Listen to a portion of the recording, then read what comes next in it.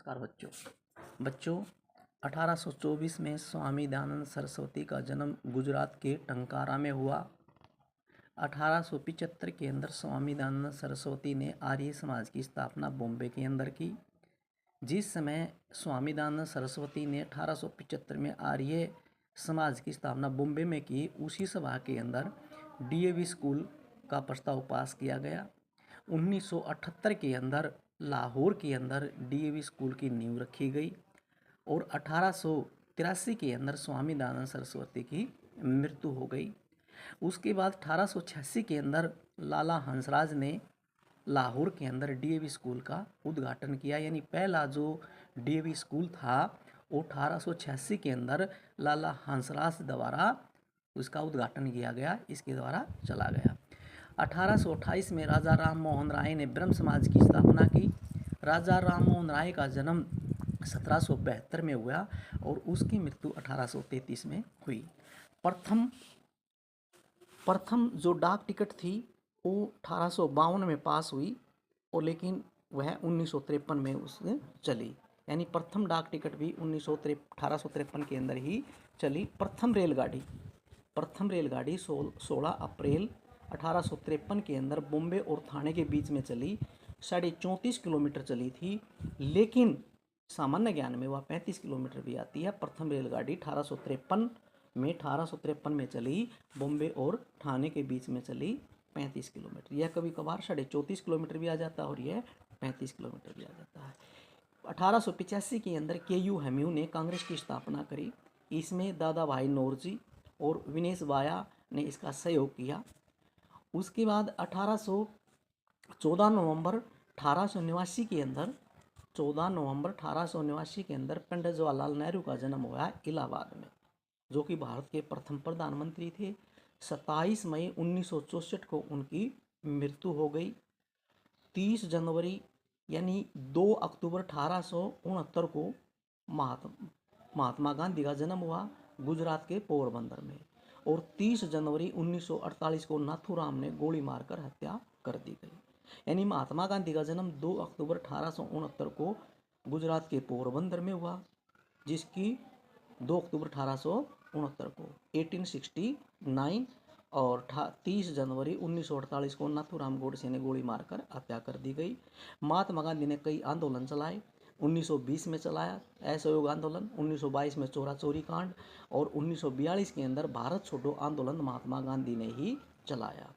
और पंडित जवाहरलाल नेहरू का जन्म 14 नवंबर 1889 के अंदर इलाहाबाद के अंदर हुआ और इसकी मृत्यु 27 मई 1964 को हुई, जो भारत के प्रथम प्रधानमंत्री थे। 1891 के अंदर बाबा साहेब भीमराव अम्बेडकर का जन्म हुआ मध्य प्रदेश के मुंह में और उसकी 6 दिसंबर 1956 के अंदर उसकी मृत्यु हो गई। वे संविधान सभा के पूर्व समिति के सदस्य थे। उन्होंने संविधान लिखा और उन्होंने संविधान लागू किया। उनका संविधान 26 जनवरी 1950 को लागू हुआ, लेकिन उन्होंने जो उसके ऊपर जो मोहर लगी थी वो 1949 के अंदर लगी थी। संविधान बनने में 2 साल 11 महीने 18 दिन का समय लगा था। 1907 के अंदर सूरत आंदोलन हुआ या सूरत अधिवेशन कह लो। 1908 के अंदर लॉर्ड विलियम ने शपथ ग्रहण की। 1909 में मार्लो मिंटो सुधार हुआ। 1914 में प्रथम विश्व युद्ध हुआ 1914 में, और यह 1918 में बंद हुआ। यह दुनिया का सबसे बड़ा युद्ध था, वर्ल्ड वार था। 1914 में प्रथम विश्व युद्ध हुआ, 1918 में यह बंद हुआ। 1916 में एनी बेसेंट कांग्रेस की अध्यक्ष बनी। 13 अप्रैल 1919 को जलियांवाला बाग हत्याकांड हो गई, जिसमें 484 व्यक्ति मारे गए। लेकिन जो जलियांवाला बाग संगरूर के अंदर है, उसके अंदर 388 लोगों का उसके ऊपर सूची है, लेकिन 400 अंग्रेजों के अनुसार 484 लोग उसके अंदर मारे गए थे। 1920 के अंदर असहयोग आंदोलन होया। 1922 के अंदर चोरा चोरी कांड होया। 1927 में साइमन कमीशन आया और 1928 में साइमन कमीशन वापस चला गया। साइमन कमीशन आया तो उसका विरोध हुआ, क्योंकि वो क्या थे, अंग्रेज़ उसमें कुछ कमेटी बनाई, उसमें कोई भी हिंदुस्तानी नहीं था, कोई भी भारत का नागरिक नहीं था। फिर यहाँ के लोगों ने उसके विरुद्ध आवाज़ उठाई, जिसमें लाला लाजपत राय की लाठियों द्वारा हत्या हो गई, यानी पुलिस की लाठियों के द्वारा उसकी हत्या हो गई और 1928 में साइमन कमीशन वापस चला गया। 26 जनवरी 1929 को पंडित जवाहरलाल नेहरू ने पूर्ण स्वराज्य की मांग करी। 1930 के अंदर प्रथम गोलमेज हुआ। 1907 के अंदर ही भगत सिंह का जन्म हुआ था। भगत सिंह जो कि भगत शहीद हुए, जो कि बहुत ही क्रांतिकारी योद्धा थे। और 1930 के अंदर प्रथम गोलमेज हुआ, 1931 के अंदर द्वितीय गोलमेज हुआ और 1935 के अंदर द्वितीय युद्ध हुआ। 1935 के अंदर, कोई 1934 कहता, लेकिन 1935 के अंदर हुआ था और यह 1939 में बंद हुआ था। 1935 के अंदर ही उधम सिंह 1935 के अंदर ही उधम सिंह यहाँ से जो जलियांवाला बाग हत्याकांड हुआ था उसका बदला लेने के लिए 1935 के अंदर ही निकल गया था। शहीद उधम सिंह का जन्म 1899 में शहीद उधम सिंह का जन्म 1899 में हुआ था, यानी संगरूर के सुनाम गांव में। उसकी माँ का देहांत 1901 में हो गया था, उसके पिता का देहांत 1907 में हुआ था।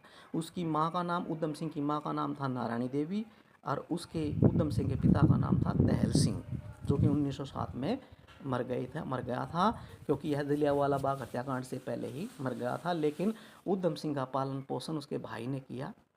लेकिन उधम सिंह के अंदर क्या थे, क्रांतिकारी विचार थे। और 13 अप्रैल 1919 के अंदर जो जलियांवाला बाग हत्याकांड हुआ, उसके अंदर काफ़ी लोग मारे गए। तो उसमें उसका बदला लेने के लिए उधम सिंह 1835 के अंदर, यानी स्विट्जरलैंड, जापान, इटली होते हुए वह 1940 के अंदर लंदन के अंदर पहुंच गया। और जैसे जनवरी 1940 के अंदर लंदन के अंदर गया तो उसने वहाँ से हेलन या जो भी उसकी मिस मेलन थी उनसे मिला। उनसे मिलने के बाद उन्होंने 31 मार्च 1940 के अंदर वहाँ मीटिंग थी, वहाँ पर गोलियों से जनरल डायर की मृत्यु कर दी और यानी उसको जनरल डायर को उधम सिंह ने मार दिया।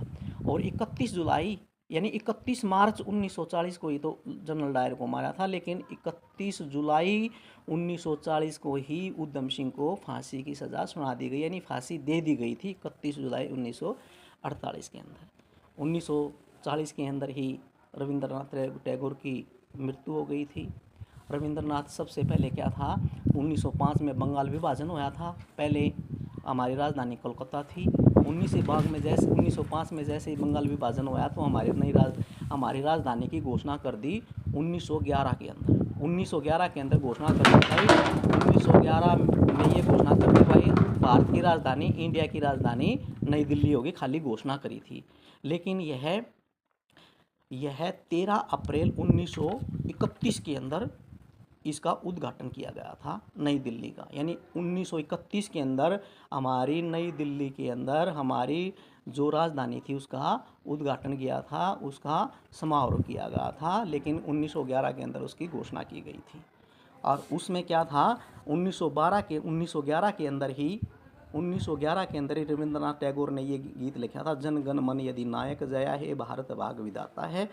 और सबसे पहले यह 1912 के अंदर ये गाया गया था। और जब महारानी विक्टोरिया आई थी उसके स्वागत में ले गया था, जन गण मन यदि नायक जया है, भारत भाग विधाता है। लेकिन यह उसकी भतीजी, उसकी बेटी, जो उसकी भतीजी थी, उसकी बेटी थी, उसका भाई था सत्येंद्रनाथ टैगोर, उसकी लड़की, उसका नाम था इंदिरा देवी। उसने इस कॉलेज में एक असेंबली के अंदर ये गीत गाया था, जन गण मन यदि नायक जया हे, भारत भाग विधाता। यानी 12 दिसंबर 1911 के अंदर कलकत्ता यानी कांग्रेस अधिवेशन